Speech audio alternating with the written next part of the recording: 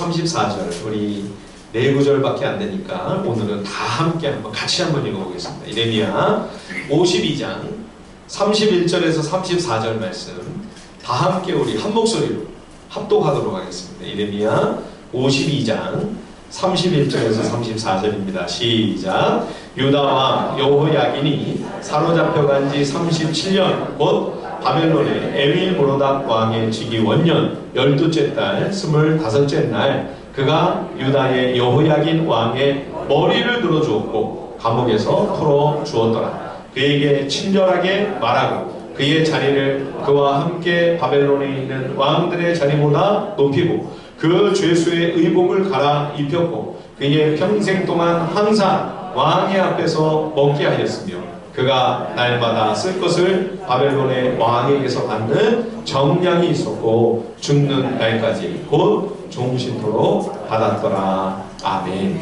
예, 오늘 예레미야 52장은 예레미야 마지막 장임과 동시에 예레미야 39장의 반복입니다. 39장에서 이미 벌써 예루살렘 성의 파괴와 또 성전의 몰락에 관하여 다 기록을 해 놓았죠.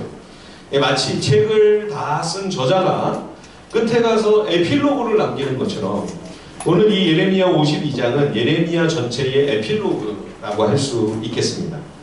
이 부분에서 예루살렘이 무너지는 장면을 다시 한번 반복합니다. 예루살렘의 패망이 얼마나 충격적인 사건이었는가를 알 수가 있죠. 대언자 예레미야도 하나님께 말씀을 받아 자기의 입술로 이 예루살렘의 몰락과 멸망에 관하여 경고하고 예언했지만 이것이 실제 상황이 되었을 때 눈앞에 현실로 말씀이 성취가 되었을 때 얼마나 끔찍하고 참담했을까요? 또 하나 오늘 이 52장을 다시 한번 이 39장의 기록을 반복해서 기록하는 의미가 있습니다. 앞서 예레미야 46장에서 51장까지 유다 왕국을 제외한 주변 여러 나라들과 강대국에 관하여 하나님께서 말씀하셨습니다. 애굽으로부터 시작해서 모압, 암몬, 에돔 그리고 마지막에는 50장과 51장에 걸쳐 길게 바벨론 제국의 멸망에 관하여 말씀을 하셨죠. 그렇게 유다 왕국 주변에 있는 여러 나라들 강대국과 그리고 제국에 관하여 하나님이 어떤 기준과 어떤 판단을 내리시는지를 보여주신 다음에 그렇다면 이제 하나님이 사랑하시는 언약 백성은 과연 어떠한 하나님의 판단의 기준으로 다루시고 어떤 손길로 그 백성을 인도하시는가를 우리에게 말씀해주고 있는 내용이 바로 오늘 본문입니다. 유다 왕과 백성은 하나님께서 자기들을 이렇게 엄격하게 다루시리라고는 예상치 못했을 것입니다. 다른 나라들, 하나님을 모르는 우상 숭배하는 나라 백성들에게는 엄격하게 하실지라도 우리는 하나님이 귀히 여기시고 사랑하시는 하나님이 특별히 언약을 맺으신 하나님의 택하신 백성이니 우리는 좀 봐주시지 않겠나, 더 풍성한 긍휼과 자비를 내려주시지 않겠나 그렇게 기대를 했겠죠. 그러나 언약 백성은 이미 오랜 세월 엄청난 특혜와 하나님으로부터 은혜를 받아 풍성하게 그것을 누려왔습니다. 지난 한 주 우리가 시편을 묵상했죠. 시편 105편, 106편 말씀을 묵상하면서 애굽의 그 노예 생활에서 하나님이 그들을 건져주신 일이며 또 광야에서 끊임없이 하나님을 불순종하고 반역을 함에도 불구하고 하나님이 참아주시고 기다려주시고 그들을 하늘의 양식으로 먹이시고 반석에서 물이 터져나와 샘물로 그들을 마시게 하시고 입히시고 먹이시면서 40년 동안 하나님이 광야를 인도해 주셨죠. 그리고 마침내 약속의 땅까지 인도하셔서 그 땅을 선물로 하나님의 은혜로 그들의 소중한 기업으로 소유하게 해주셨습니다. 그 모든 하나님의 인도하심을 가만히 우리가 곱씹어 볼 때 야, 이런 특혜가 과연 또 있을까 싶을 정도로 언약 백성의 됨됨이나 자격을 생각하면 참 분에 넘치는 은혜와 복을 누려왔음을 우리는 잘 알고 있습니다. 오늘 우리 성도들도 마찬가지죠. 예, 하나님의 자녀로 택함을 받아 그리스도의 십자가와 부활을 통해 속죄의 은혜를 우리가 받아 누리고 있다면 구약 이스라엘이 어떤 민족도 어떤 나라도 누리지 못했던 특별한 혜택과 영광과 은총을 소유했던 것과 똑같이 우리도 이 땅에서 제일 커다란 복을 선물로 받은 가장 행복한 인생이죠. 예, 우리야말로 진정한 특권층이에요. 하나님의 영원한 특혜와 영원한 특권을 누리고 있는 존재이기 때문이죠. 그러니 하나님께서 우리를 특별히 더 봐주신다든지 처벌을 해야만 하는데 그냥 슬쩍 넘어가신다든지 여러분 그런 법은 없습니다. 오히려 하나님은 주의 크신 은혜를 베푸사 한량없는 은총을 받아 누리는 당신의 거룩한 언약 백성을 더 엄격한 눈으로 보고 계십니다. 그러니 하나님의 심판은 우리를 무조건 피해갈 거다. 여러분 이것은 너무 미성숙하고 무지한 망상입니다. 그랬다면 여호와의 성전이 왜 무너지고 불탔겠습니까? 그랬다면 예루살렘이 어찌 패망했겠습니까? 우리가 신약성경 베드로전서 4장 17절 18절을 읽어보면 하나님의 심판은 세상으로부터 시작되는 게 아니라 하나님의 집에서부터 시작한다 분명하게 말씀하고 있습니다. 불신자 심판이 먼저가 아니라 성도 심판이 먼저 가는 것입니다. 하나님은 세상을 먼저 심판하시는 것이 아니라 그리스도의 교회를, 그리스도인들을 먼저 심판하십니다. 그래서 사도 베드로는 의인이 겨우 구원을 얻는다 말씀합니다. 의인이 겨우 구원을 받습니다. 여러분 구원받는 일이 그렇게 쉽고도 단순한 일이 아닙니다. 이거를 오해하고 착각하는 교인들이 오늘날 한국교회에 얼마나 많은지 모릅니다. 이방 여러 나라들이 하나님의 진노에 직면하여 공평하고 정의로우신 주의 판단을 피할 수 없었습니다. 마찬가지입니다. 주의 언약 백성도 똑같이, 아니 그보다 더 엄격한 엄중한 공의로운 하나님의 심판이 주의 언약 백성에게도 먼저 임한다 라고 하는 사실을 보여주는 것이 바로 유다왕국 멸망의 역사이며 예루살렘과 성전 몰락이 우리에게 주는 소중한 교훈인 것이죠. 자, 오늘 우리가 읽은 예레미야 52장 2절 3절을 한번 같이 한번 보시겠습니다. 예레미야 52장 2절과 3절 말씀입니다. 예레미야 52장 2절 3절 제가 한번 읽어보겠습니다. 그가 여호야김의 모든 행위를 본받아 여호와 보시기에 악을 행한지라. 여호와께서 예루살렘과 유다에게 진노하심이 그들을 자기 앞에서 쫓아내시기까지 이르렀더라. 시드기야가 바벨론 왕을 배반하니라. 유다 왕국의 마지막 왕으로 시드기야가 보위에 올랐어요. 그는 요시야의 아들 여호야김의 모든 악한 행실을 본받아 하나님의 눈앞에서 악을 행합니다. 요시야 임금, 아주 경건하고 참 믿음이 좋았던 요시야 왕의 사후 요아하스는 3개월 만에 애굽에 의해 왕의 자리에서 쫓겨났죠. 그리고 이어서 왕위에 오른 여호야김과 그 아들 여호야긴은 모두 바벨론 제국에 의해 폐위가 되고 바벨론으로 끌려가 버렸습니다. 그리고 이제 마지막 왕이 된 겁니다. 이 시드기야. 하나님이 참 아끼고 불쌍히 여기셨어요. 어린 나이에 또 왕이 되지 않았습니까? 그래서 대언자 예레미야를 통하여 말씀해 주시고 서기관 바룩과 그의 형 스라야와 또 환관 에벤멜렉이라고 하는 아주 신실한 믿음의 사람이 곁에 있었죠.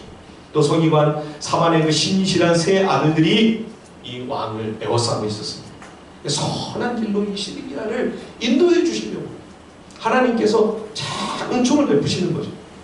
옆에 좋은 믿음의 사람, 훌륭한 하나님의 사람이 있다면 그것처럼 하나님의 큰 선물이 없습니다. 그런데도 이 시드기야는 하나님의 말씀을 다 조각조각 찢어발기고 불태워버린 못된 임금 여호야김의 그 악한 행위를 그대로 쫓아갑니다. 하나님께서 바벨론의 멍에를 매라고 그토록 간곡하게 당부하시며 9년여의 시간을 허락해 주셨음에도 시드기야는 끝내 주의 음성을 외면하다가 결국 바벨론을 향해 반기를 들므로 바벨론의 마지막 이 3차 침공에 직면하는 거죠. 바벨론 군대가 와가지고 예루살렘을 완전히 물 셀 틈 없이 포위해서 예루살렘은 도관에 든 쥐가 되었습니다. 그래도 하나님은 금방 예루살렘을 멸하지 않으시고요, 다시 또 18개월의 시간을 주셨습니다. 1년 6개월, 이때라도 하나님 말씀에 순종하여 바벨론에 항복하면 예루살렘에 숨어있던 모든 백성들의 그 귀중한 생명을 다 살리는 거죠. 예, 예루살렘도 무너지지 않고요, 성전도 불타버리지 않을 수 있는 정말 소중한 마지막 남은 시간, 1년 6개월의 시간을 하나님이 또 기회를 주셨어요. 그런데도 하나님 말씀을 귀담아 듣지 않고 애굽이 구하러 와줄 거라고 하는 허망한 기대를 끝내 품고 있다가 눈뜨고 볼 수 없는 참상이 벌어지게 되죠. 오늘 본문 6절을 보시면요, 52장 6절에 성이 함락되기 전에요, 예루살렘 성 안에 기근이 심했다. 백성들이 굶어 죽어가는 거죠. 예, 1년 만을 봉쇄가 되었습니다. 비축했던 식량과 물이 다 떨어지고 사람들이 굶어 죽는 일들이 속출하는 겁니다. 그러니까 힘이 없으니까 제대로 시신을 처리도 못하고요. 그러니까 성 안에 전염병이 도는 겁니다. 항복하지 않으면 기근과 전염병과 칼로 멸망을 이른다.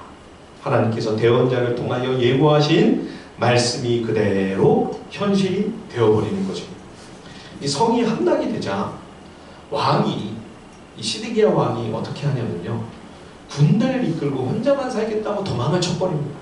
예, 이걸 보면 왕과 고관들이 무슨 나라와 민족과 백성을 위해 끝까지 바벨론에 맞서 함전을 한 것도 아니었다는 사실을 우리가 알 수가 있죠. 예, 시드기야는 믿음이 없었습니다. 그는 하나님의 뜻에 순종할 생각이 전혀 없었던 거죠. 오직 강대국 애굽에 기대려고 하는 그러한 마음만 가지고 애굽을 동아줄이라고 꼭 붙들고 있었던 것인데 제대로 된 밧줄이 아니라 썩은 동아줄이었던 것입니다. 시드기야가 열심히 도망을 갔지만 요단강도 못 넘어가고 여리고에서 체포가 됩니다. 그는 바벨론 왕 앞에 끌려가 인생이 겪을 수 있는 최고의 수모와 험악한 꼴을 다 당하고 쇠사슬에 묶여 바벨론으로 끌려가죠. 그는 마지막 순간까지 바벨론 감옥에서 나오지 못하고 그의 생애를 마감하게 됩니다. 오늘 본문 예레미야 52장 13절 14절을 보시면 바벨론 군대가 예루살렘에 입성하면서 성 안에서 무슨 일이 벌어졌나를 우리에게 상세히 말씀해 줍니다. 왕궁을 다 불태우고요, 고관들의 집과 예루살렘 성 안에 있던 모든 백성들의 집집마다 다 불을 놓아서 완전히 전소가 됩니다. 예, 그리고 예루살렘을 둘러싸고 있는 성벽을 다 헐어버립니다. 이것은 유다가 완전히 붕괴되었다. 만천하에 공포하는 거죠. 한 국가로서 다윗 왕국의 생명력은 이제 끝장났다. 이 나라, 이 민족은 다시 일어설 수 없다라고 하는 사실을 온 세계에 보여주는 것입니다. 주변 여러 나라들도 이제는 이 다윗 왕국의 명맥은 이제 끊어졌구나. 또 언약 백성 스스로도 이제는 우리가 다시는 회복될 수 없겠구나. 완전한 절망에 이르는 순간이죠. 예수님이 제자들에게 당신이 십자가를 지실 것을 말씀하셨을 때 항상 언급하셨던 이야기가 뭐냐면, 그러나 내가 반드시 사흘 만에 다시 살아날 거다. 십자가만 말씀하지 않고 언제나 이후에 곧 다가오게 될 부활에 관하여 약속하셨어요. 십자가의 제자도만 말씀하시고 끝난 법이 없습니다. 항상 꼭 십자가와 부활의 복음에 관하여 말씀하셨어요. 그런데도 제자들 중 누구 한 사람 예수님의 십자가 사건 이후 주님의 부활을 내다보며 기대하며 주님이 약속하신 다시 사시는 그 부활을 기다린 사람이 단 한 명도 없었죠. 예, 워낙 그 십자가의 충격, 그 십자가의 트라우마가 너무너무 참혹하다 보니까 그 십자가의 그 트라우마에 그냥 탁 붙잡혀가지고 누구도 십자가에서 부활을 연결시키거나 십자가에서 부활로 넘어가는 반전이 그 생각 속에서 도저히 불가능했던 거예요. 예, 마찬가지로 지금 예레미야 우리가 말씀을 쭉 살펴보았지만 앞서 예루살렘의 멸망만 예언하신 것이 아니라 다시 회복 주실 약속을 수도 없이 반복해 왔습니다. 그러나 여러분, 예루살렘이 잿더미가 되고 성벽이 다 헐린 이 상황에서 누가 그 언약을 생각했을까요? 예, 누가 그 언약을 떠올리며 다시 회복을 주실 하나님의 소망을 붙들었을까요? 제가 성경을 아무리 찾아봐도 다니엘 한 사람 외에는, 다니엘서를 보니까 다니엘은 예레미야를 통하여 70년 만에 회복을 주신다는 말씀을 붙잡더라. 그걸 붙잡고 기도하고 회개하는 다니엘의 모습을 우리가 볼 수 있죠. 그 외에는 물론 또 있었겠죠. 우리가 모르는 누군가가 있었겠으나 성경에 다니엘 외에는 찾아보기가 어려울 정도로 유다 왕국은 철저히 무너지고 예루살렘과 성전은 그야말로 초토화된 것입니다. 아무 소망을 기대할 수 없는 그런 상황이 된 것이죠. 오늘 본문이 예레미야 39장에도 기록되어 있다고 하지 않았습니까? 그런데 52장과 39장이 다른 중요한 차이점이 있는데, 그게 뭐냐면 오늘 본문 52장 17절에서 23절까지의 말씀입니다. 바벨론 군사들이 예루살렘 성전을 완전히 불살라서 폐허를 만들었는데, 그 전에 얼마나 알뜰하고 살뜰하고 꼼꼼하게 성전의 모든 기물들을 약탈해 갔는지를 52장에서는 상세하게 기록해 놓고 있습니다. 이 솔로몬 성전 전면에 두 큰 기둥이 있었죠. 그 기둥의 이름이 뭡니까? 예, 야긴과 보아스. 그렇죠? 강하고 능하신 여호와께서 이 나라를 세우신다.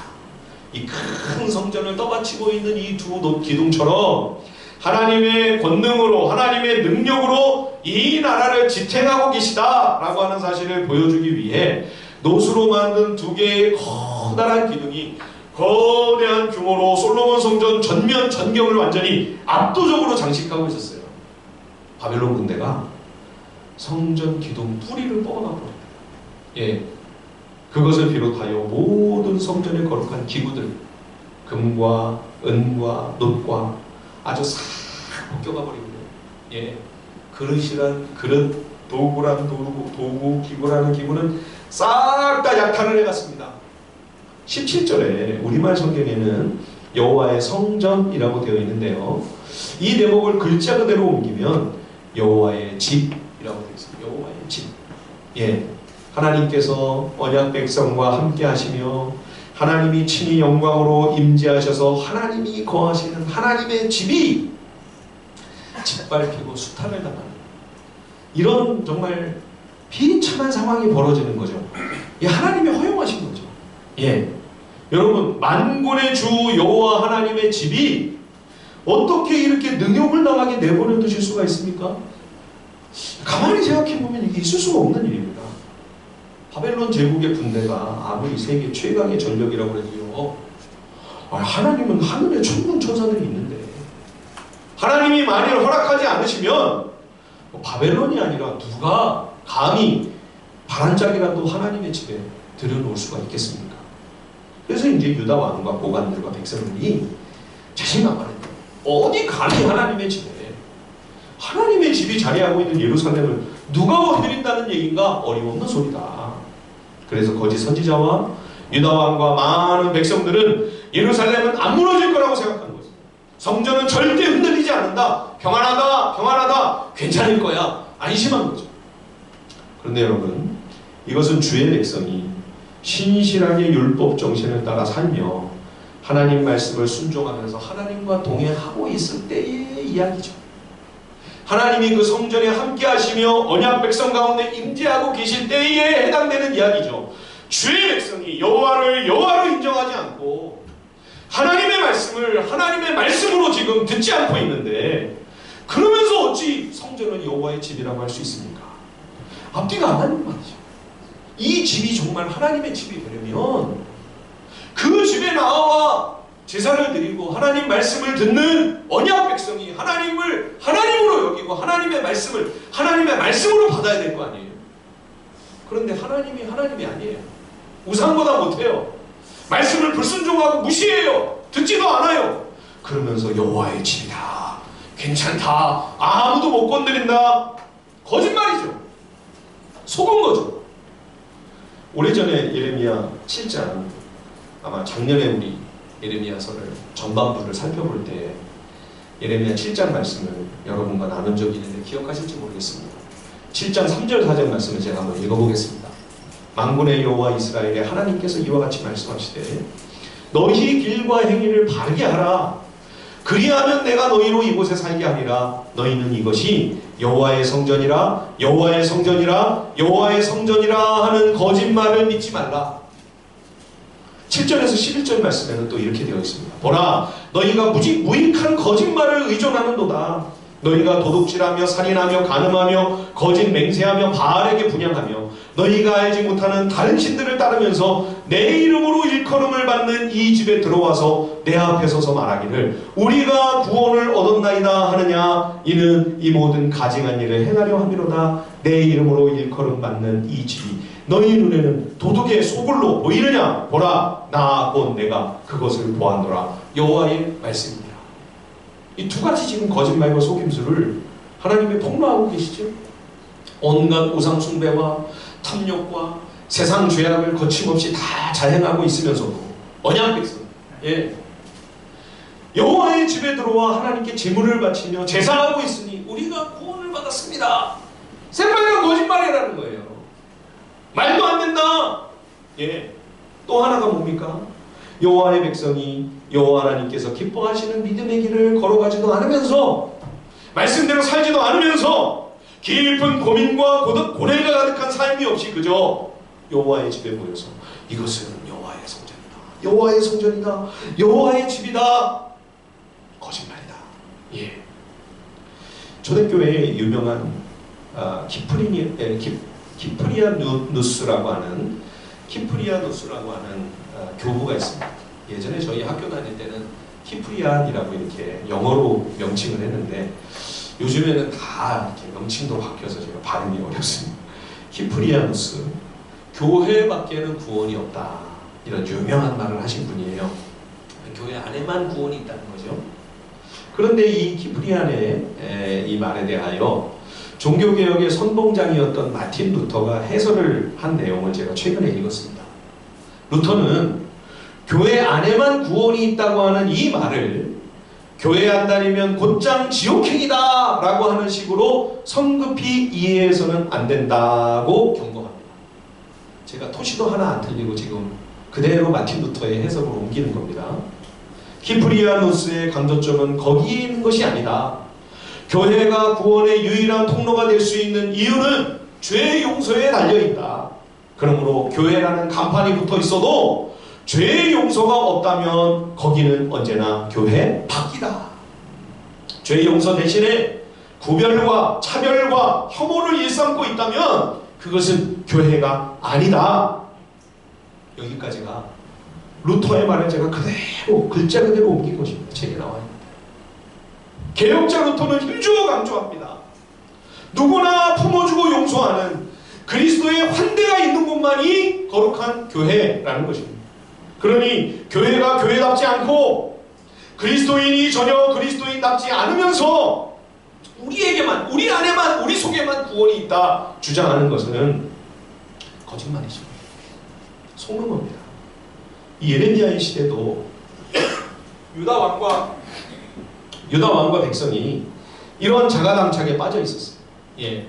하나님을 향한 신앙이 없으면서도 스스로를 여호와의 언약 백성이라 자신을 속였고요.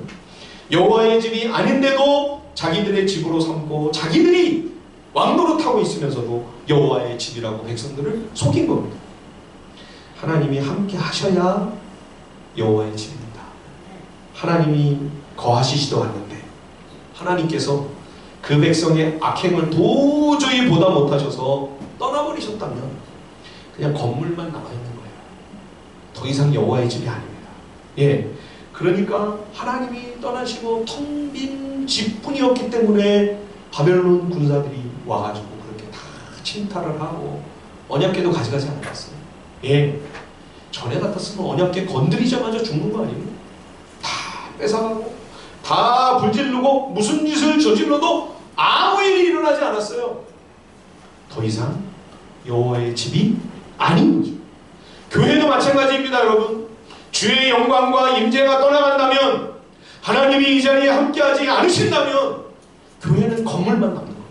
사람들만 남는 겁니다. 여러분, 하나님이 함께하시지 않은데 교회가 될 수 있습니까? 더 이상 교회가 아닙니다. 이름만, 아까 루터의 말처럼 간판만 교회라고 걸어놓은 거예요. 단지 인간의 모임일 뿐입니다. 세상에 수많은 동호회와 뭐가 다릅니까? 하나님의 거룩하신 임재가 없다면, 하나님께서 주님의 말씀을 따라 살아가기 위해 안간힘을 다하는 성도들을 도저히 찾을 수가 없어 떠나버리셨다면, 여러분, 큰 교회라고 해도요, 그냥 커다란 건물만 덩그러니 남는 것일 뿐입니다. 더 이상 영광스러운 그리스도의 교회 공동체가 아닌 것이죠. 교회를 교회되게 하는 것은 하나님의 함께 하시는 영광스러운 임재입니다.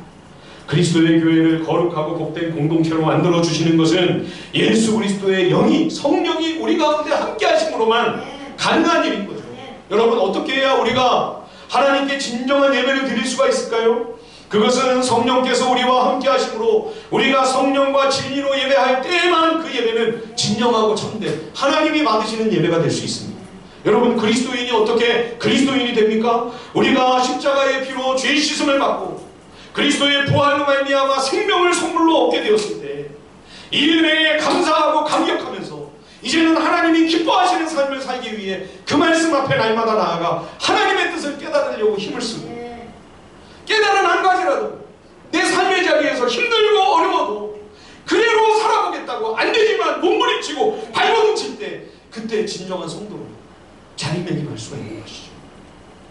여러분, 예레미야를 묵상하면서, 예레미야 이 말씀 묵상을 마무리하면서 우리가 꼭 주목해야 할 대목입니다. 하나님께서 그 거룩하고 영광스러운 이름으로 일컬음을 받는 성전의 몰락을 막아주지 않으셨다는 사실입니다. 막아주실 수 있잖아요. 주의 백성을 위해서가 아니라 이게 무너지면 하나님의 영광스러운 이름도 큰 모욕을 받게 되니까 주의 영광을 위해 하나님이 그렇게 안 되게끔 하실 수 있었잖아요. 그렇게 안 하시는 거예요, 하나님. 예, 이것이 주의 백성들에게만 부끄러움이요 상처입니까? 여호와의 집이잖아요. 우리 집이 아니에요. 여호와의 집이에요. 여호와의 집이 무너지면 가장 큰 멸시는 하나님이 받으시는 거예요. 얼마나 세상이 손가락질을 했을까요? 한 줌 흙에 불과한, 아니 먼지요 티끌에 불과한 흙도 안 되는 인생들이 떠들며 함부로 비아냥대고 비웃는 거죠. 고숨을 치는 거죠. 조소하며 조롱하는 거죠. 아니, 창조주 하나님이라며, 온 땅의 주인이라며, 우주의 왕이고 통치자라며. 그런데 이게 뭐야? 자기 집 하나 못 지켜? 바벨론 군대도 못 막아내? 이런데 무슨 창조주야? 이런게 무슨 온 우주의 절대적인 주권자야? 다 헛소리로구만. 율법의 가르침 다 말짱 도루묵이로구만. 얼마나 망신입니까? 얼마나 창피하고 불명예스러운 일입니까? 여러분, 우리야 뭐 그렇게 창피하고 모욕받을 게 있어요? 무슨 우리에게 큰 명예가 있다고요? 다만 황망하고 부끄러울 따름이죠. 그러나 여러분, 언약 백성이 당하는 수치는요, 저 높고 영원한 하나님이 당하시는 그 부끄러움과 그 치욕에 비하면 아무것도 아니죠.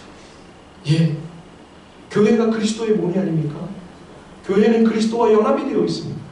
구원받은 성도가 예수 그리스도와 공동 운명체가 되어서 성도와 교회가 빛 가운데 행하면, 그래서 교회가 성도들이 세상으로부터 칭찬을 받게 되면 모든 영광이 하나님께로 돌아갑니다. 예, 반대로 거꾸로 성도와 교회가 이 땅에서 손가락질을 당하게 됩니다. 그 불명예는 하나님이 다 뒤집어 쓰시는 거죠. 예, 우리는 예루살렘과 성전 파괴를 저 높은 곳에서 하나님이 딱 내려다보시고, 아, 도저히 안 되겠구만, 도저히 더 이상은 못 기다려주고 못 참겠구만 하면서 하나님이 위에서 심판만 내리시고 징계만 내리신 것입니까? 아니요, 하나님의 불명예가 더 큽니다. 우리와는 비교도 안 되는 수치와 모욕을 하나님이 받으시는 거죠. 여러분, 요즘 세상 사람들이 기독교를 기독교라고 안 하고 따로 부르는 말 있는 거 아시죠? 그 기독교 할 때 그 기독이라는 말이 뭐냐? 그리스도의 한자어, 그리스도라는 말이에요. 그러니까 기독교는 그리스도교라는 거예요. 예수님의 이름이 걸려 있어요. 하나님의 영예로운 이름이 걸려 있는데 그거를 세상 사람들이 지금 어떻게 부르고 있는 거예요? 우리가 지금 당하고 있는 부끄러움은 아무것도 아니에요.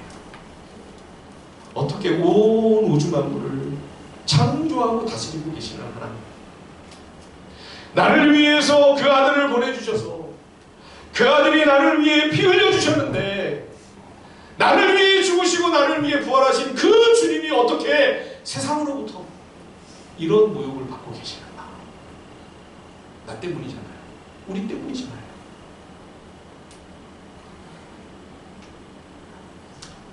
하나님께서 그럼에도 불구하고 언약 백성의 하나님의 길을 포기하지 않으시기 때문에 언약 백성이 저지른 그 모든 잘못을 지금 하나님이 다 책임지고 계십니다. 교회가 그리스도의 몸이요 예수님은 교회의 머리라고 했습니다. 그러면 교회가 이렇게 엉망진창이고 그리스도인들이 주님께서 보실 때 야, 도저히 너희는 내 이름과 내 명예에는 정말 합당하지 않구나. 야, 우리 계약 파기하자. 나 더 이상 너희 머리 노릇 못하겠다. 주님이 우리와의 관계를 딱 끊으시면요, 주님은 더 이상 이런 모욕 안 받으셔도 됩니다. 그런데 주님이 그렇게 하지 않으세요. 주님이 우리가 저지른 모든 죄악으로 인한 교회의 이 아픔과 이 상처와 고통 속에서 우리의 이 모든 부끄러움과 수치와 한숨과 절망을 다 하나님이 함께 하십니다. 예, 여러분, 아까 성전에서 하나님의 영광이 떠나서 빈 건물만 남았기 때문에 바벨론이 그렇게 막 와서 짓밟았다고 그랬는데, 그러면 그 떠나신 하나님의 그 영광의 임재는 어디로 갔을까요? 에스겔서를 보면 에스겔 선지자가 포로로 끌려가지 않았습니까? 바벨론 그발 강가에서 하나님의 말씀입니다. 그래가지고 그가 환상 가운데 보니 여호와 하나님의 영광스러운 임재와 그 영광이 바벨론에 오신 거예요. 포로로 끌려가요. 그 백성들과 하나님이 함께 하시는 거죠. 하나님의 영광의 임재가 거기 와 계십니다. 이거는 아무것도 아니에요. 이것도 모자라서 나중에는 아예 하나님의 아들이 이 땅에 사람이 되어 내려오시지 않습니까? 흠없고 아무 죄도 없으신 하나님의 아들이 죄 아래로 들어오셨습니다. 율법을 만드신 그분이 율법 아래로 들어오신 것입니다. 율법의 모든 저촉을 받으시고 스스로 율법의 저주를 짊어지십니다. 우리의 모든 허물과 연약함과 사악함을 다 당신이 책임지십니다. 당신의 잘못이냐? 당신이 죄를 저지르시고 죄를 자행한 양, 율법의 그 모든 저주와 형벌을 주님이 다 받으사 십자가 위에서 나를 위해 피 흘리시고 내가 죽어 멸망받아야 할 그 자리에 예수님이 나를 위하여 친히 죽으시는 거죠. 이것이 하나님의 사랑입니다. 좋을 때만 우리와 함께 하시는 게 아니에요. 그렇지 않을 때는 모른 척 외면하시는 것이 아닙니다. 내가 가장 최악일 때 하나님은 나를 포기하지 않으십니다. 내가 밑바닥을 기고 있을 때, 헤매고 있을 때, 그때 주님은 그 막장까지 내려오셔서 친 손 내밀어 주십니다. 네, 지옥을 걷고 있다면 지옥까지 함께 가시는 주님의 사랑입니다. 주님의 십자가가 우리를 위해 지옥까지 내려가신 거 아니에요? 그 사랑으로 우리에게 죄의 용서의 선물이 주어지게 되었고 영원한 생명의 길이 열리게 된 것이죠. 하나님의 사랑은 그러나 여기서 그치지 않습니다. 이제 우리가 구원을 받은 하나님의 사람으로서 성장하며 성숙하며 그리스도를 닮아갈 때까지, 하나님의 완전하심에 이를 때까지 우리의 구원이 완성이 되어 영원한 생명과 구원의 그 영원한 승리와 영광에 이르는 그날 그 순간까지 주님은 우리의 손을 놓지 않으십니다. 나의 실수와 허물과 연약함으로 인하여 내가 한없이 하나님께 눈을 끼치는 그 순간에도 하나님은 그 수치와 부끄러움과 그 모든 아픔과 고통을 같이 다 당하시면서 그 책임을 함께 져주시는 것이죠. 예, 그때에도 하나님 우리를 버리지 않으십니다. 끝까지 함께 하시고 동행해 주시는 것이죠.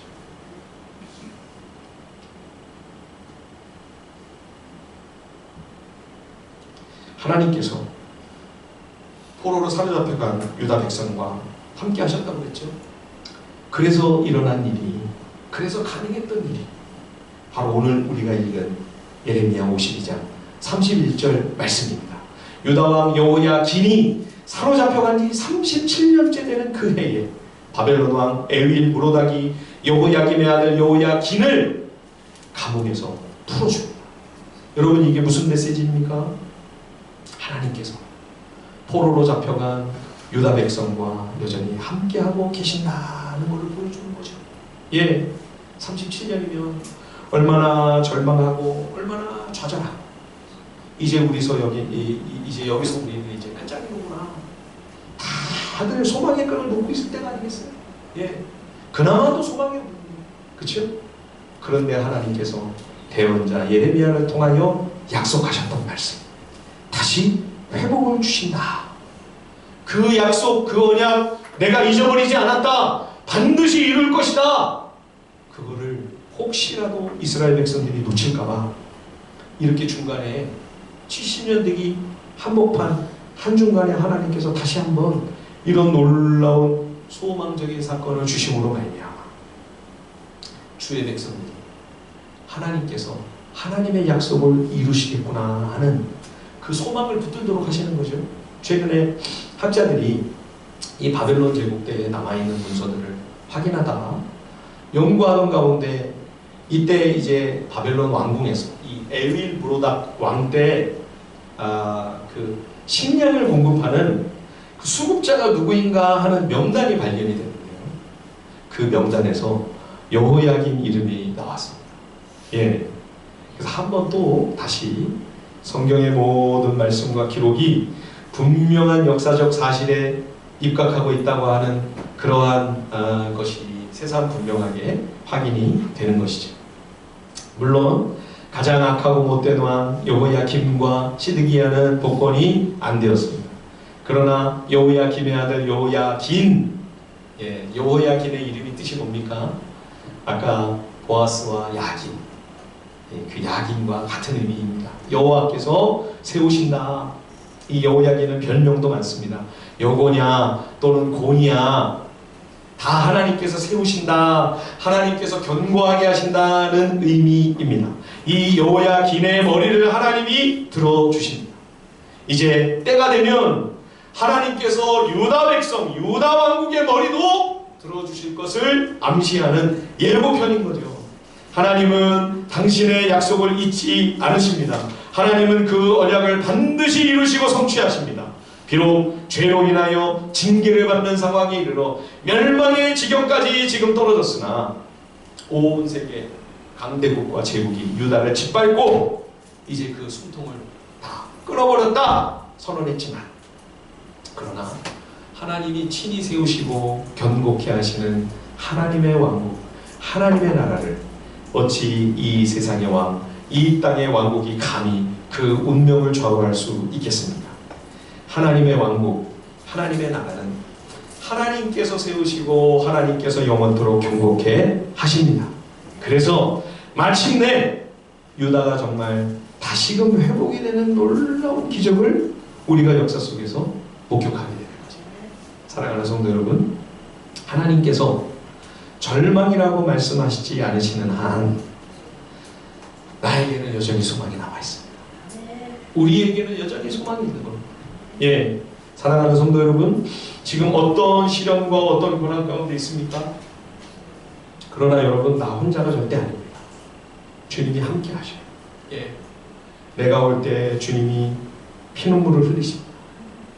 내가 고통스러워할 때 주님은 더 아파하시고 더 괴로워하십니다.